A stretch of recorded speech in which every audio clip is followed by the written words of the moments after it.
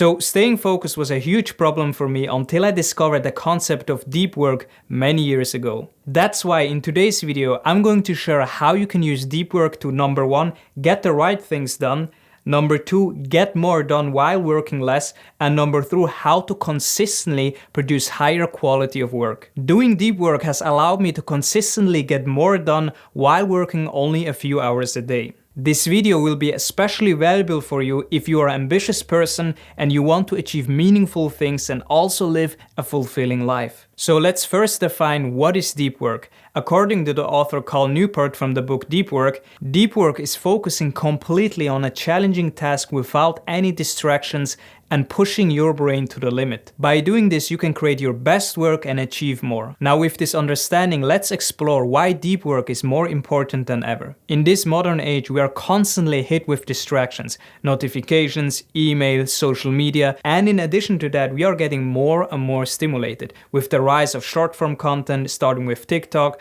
now we have YouTube Shorts, Reels, all of those activities and distractions cause us to have lower attention spans. Nowadays, most people can't sit still and actually do the work without getting fidgety and trying to distract themselves. And these distractions are preventing us from doing actually good work and achieving our goals. That's why doing deep work allows us to focus on what truly matters and achieve the things that actually make us more fulfilled. So in that sense, deep work is the antidote to a distracted and unfulfilled life. Before we dive into the specific tactics, we have to first understand the 4 different types of deep work philosophies. Now in the book, the author Newport outlines 4 different deep work types. The first one is the monastic philosophy. This philosophy eliminates all distractions and completely focuses on deep work for a long periods of time. For example, J.K. Rowling famously checked into a hotel, completely shut down her world in order to finish the last Harry Potter book. Now, of course, not everyone can do this monastic philosophy. If you have a 9-to-5 job, this is not possible, because this type of philosophy requires you to have some kind of time or location freedom. So if you are an entrepreneur and not involved in the day-to-day activities,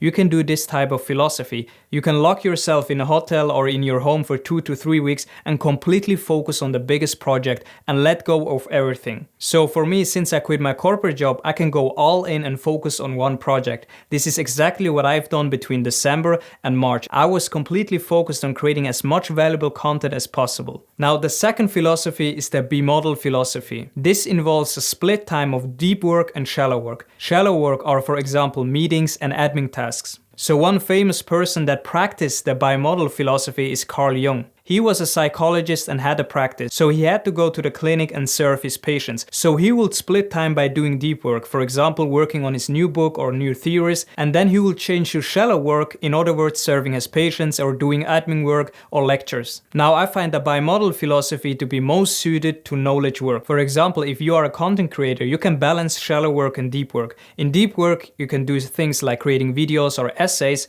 and in shallow work, you can do editing or stuff that is more repetitive and admin tasks. The third philosophy is the rhythmic philosophy. This involves creating a regular schedule and routine for deep work. One famous example includes Benjamin Franklin, one of the Americans' founding fathers. So he believed in the power of routines and schedules. To make most of his day, he scheduled time for exercise, socializing, deep work and shallow work. And by doing that, he accomplished a lot in his lifetime. The fourth type is the journalistic philosophy. In this philosophy, you seize opportunities to do deep work whenever they arise, rather than scheduling them ahead. An example is the author Newport himself. He is a professor and author, so he doesn't have much time during the day to do deep work. So he takes advantage of long flights and long train rides in order to focus on deep work. Now in this type of deep work, you usually get 20 to 1 hour a day of deep work in. And this is the most practical one for most people. So if you are in a 9-to-5 and you have a side hustle or you want to start a business on the side,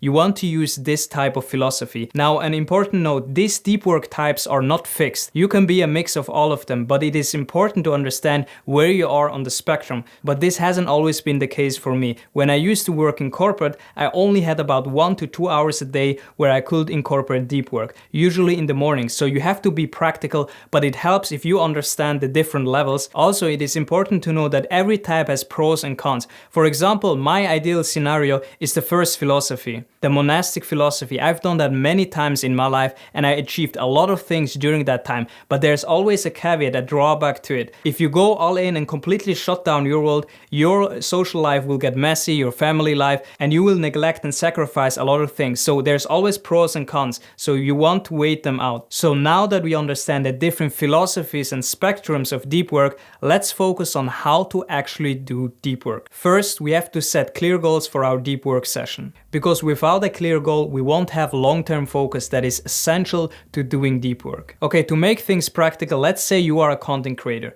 One clear goal could be creating one YouTube video per week. Number 2, prioritize deep work by scheduling time for it in your calendar. Now, to post one YouTube video per week, there have to happen many things before that. So what you want to do is to break down this project and schedule time for it in your calendar. What I mean by that is, to create a YouTube video, you have to first find time for the idea, then you have to script the video, then you have to record the video, and then you have to create the thumbnail and upload the video. All of those tasks take time. So you want to schedule each morning, depending on your schedule or where you are in your journey. If you have a 9 to 5, maybe you want to use 1 hour in the morning to come up with an idea, and then you plan accordingly. So your whole week could consist of Monday to Saturday to complete your project of creating one YouTube video per week. Number 3, to do deep work, we have to minimize distractions by creating a distraction-free environment. Before you do your deep work session, make sure your phone is on airplane mode and not in your room. Also, turn off all notifications on your computer. You want to be distraction-free. When you get distracted, you'll lose focus and you can't do deep work. And if you have people that distract you, for example, family members or coworkers, you want to find time where they are not around. So if that means maybe working in the night or waking up earlier in order to achieve your goals, you have to do this necessary step. This is exactly what I've done. Times are not always perfect. So even if you have time for deep work, sometimes there are people around it, because there is nothing more frustrating than when you are deeply in your work and someone distracts you and you're out of focus and you know you have limited time. So protect your time, even if that means saying no to people. Number 4, use deliberate practice to improve your skills and abilities. For example, if you are a content creator and you create videos on a regular basis, you want to hone your skills. So what that means is, sometimes it's not even the project of creating the videos, you have to also upgrade your skills, like public speaking. It could mean buying a course or reading a book and implementing the stuff in order to sharpen your skills. And the more you can do deep work on a consistent basis without getting distracted, your focus muscles get stronger and you will achieve so much more than your peers. Number 5, take breaks to recharge to prevent burnout. Because the truth is this, according to research, we can only do maximum of 4 hours deep work per day because our cognitive abilities are limited.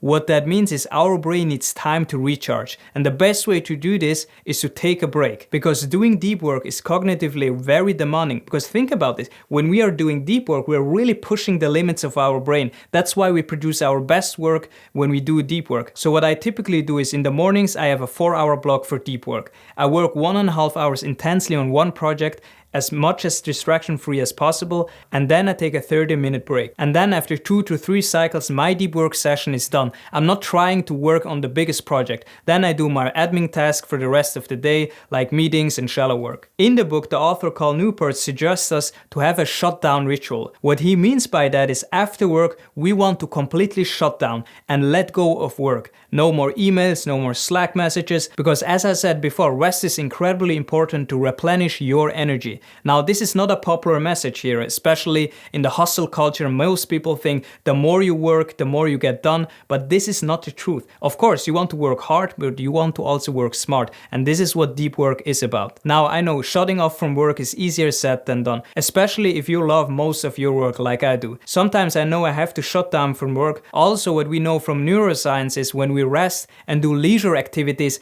insights gets generated in our mind. So this is extremely important for your creativity, because what happens is, when we are doing deep work, we are using our conscious mind, and our conscious mind is, as I said before, finite. During rest time, our subconscious mind is still involved in solving the problems. Now, the 6th thing that ensures you have consistent deep work is having a scorecard. In other words, KPIs, key performance indicators. For example, in my content creation, I have a lot of KPIs, like how much time it takes me to make a script, how how long I record my videos, how much videos I'm posting per week. I also track things like the click-through rate on my thumbnails, and what this does is if you have a scorecard, you know exactly where you are, and this will increase our focus. A lot of deep work has to do with focus, because the truth is this: what gets measured gets done. Talking about measuring your time, you want to watch this video next where I talk about how you can manage your time. Spoiler alert, you can't manage your time, you can only manage what you do in time, and that is dependent on your energy levels. I talk about this in this video.